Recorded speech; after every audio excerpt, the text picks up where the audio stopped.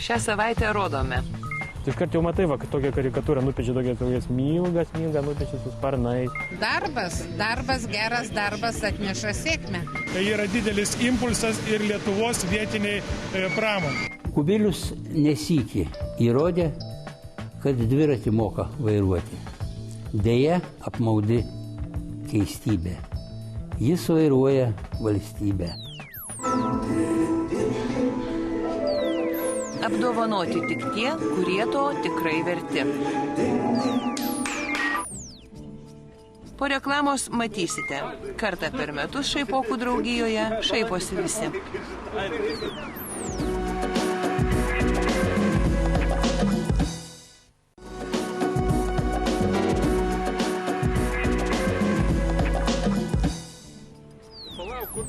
O dabar kartą per metus šaipokų draugijoje šaiposi visi. Eidami gatve pasaulį jie mato kiek kitaip nei mes. Dauguma veidų situacijų jiems gyvos karikatūros. O ką jau kalbėti apie politiką? Oficialiai rimtų profesijų atstovai, menininkai, restauratoriai, architektai, netgi matematikai, širdyje jie šaipokai. Tie, kurie negali nesijuokti, nesišaipyti ir nepiešti. Pavyzdžiui, štai tokių portretų. O aš nieko kito ir nematau, tik vienas karikatūras.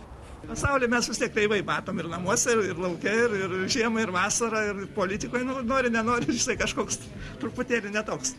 Eini, pamatai vieną merginą, kokią jinai įsitempus, jau įsivaizduoja, kad jau čia vos neturi, jau beveik sparnus turi.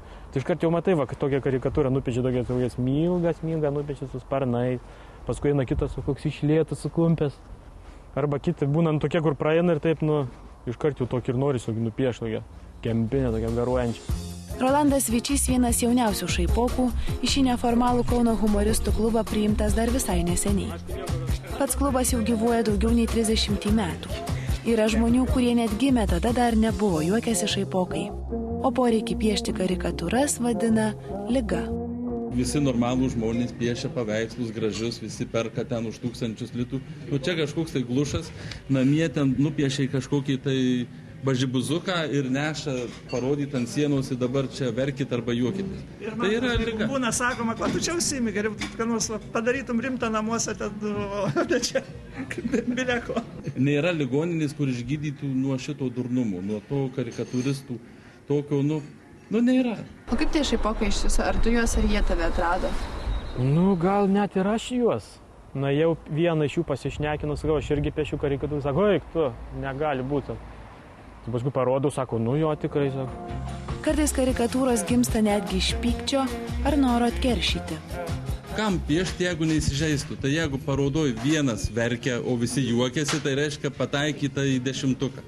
Nusipaišai šaržą karikatūrą, dar jeigu keliem parodai, kokią parodą, visi šaipus tau taip gerą. Jeigu aš nežinau, kaip išsikraučiau, jeigu ne. Labai dažnai reikia tik vienos detalės. Labai dažnai žmogus vieną žodį pasako ir jis atsiskleidžia visom vaivorykštės spalvom. Galima iš jo ten padaryti tokį kibur-vibur, kad jis verks ir prisiminęs dar sykį verks. Buvo premjeras, kuris vis stabilizacija. Jis pasakė vieną tą stabilizaciją žodį, kur užteko peno, kol jis buvo premjeras, visi piešė tik apie stabilizaciją. Ir lovo, ir šalia lovos, ir po lovo, visur buvo stabilizacija. O kartais karikatūros kūryba tampa puikiu pretekstu neveikti ko nors rimtesnio. Kaip einu piešti, tai aš negaunu kitų rimtesnių darbų namuose. Tai aš einu lyg tai piešiu, ten paskui radiją klausau, aš ten nieko neužsiimu rimtai. Bet kitų darbų jau man nieks neduoda, jau aš būnu kaip ir užimtas. Čia kas toks irgi krepšininkas garsus? Dažniausiai šaipoko akiratį papuola vieši asmenys. Ir nereikia būti blogu, piktu ar kitokiu pašaipos nusipelniusiu žmogumi. Kažkada buvo Seime paroda, nuvežta tai Seime, jie patys pasižiūrėjau, nebent Juršėnas yra Seimo narys. Norėjau pasakyti, Juršėnas tai yra būtent tas žmogus, kuris yra viešas, kuris tiek yra karikatūrų autorium papuolęs. Ir jis visas karikatūras renka, net knyga yra išleista su jo karikatūrom.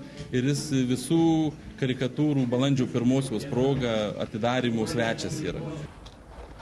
Kas yra žmogus? Gal kiti net nežinau, parodžiau schemiškai, kas yra žmogus. Humoras praskaidrina gyvenimą, tačiau šaipokai pripažįsta, gyventi su jais nėra lengva. Man yra pasakę, valdykis čia. Tai dabar valdausi čia. Bet vis tiek kartais įsprūsta, tai nukenčiu. Vakarienės dažnai negaunu. Buvo ir kad supyko, ir grasino, jeigu rodysi, tai... Toj srity, kur yra karikatūra populiari, tai laikraščiuos, ar ne? Laikraščio žurnaluos, tai va šitoj vietoj dabar yra duobė.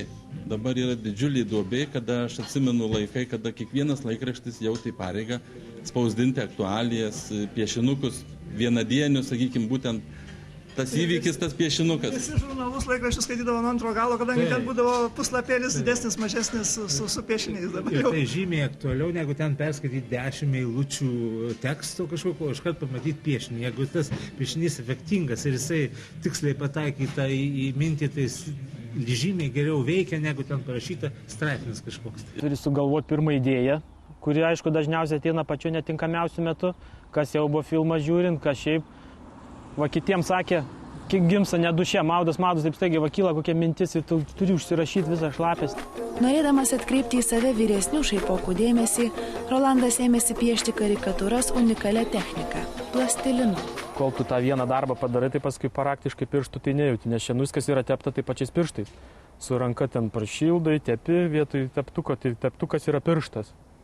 Jo, daug ką jie prarado. Labai norėčiau, kad būtų karikatūrų spausdinimų burbulas.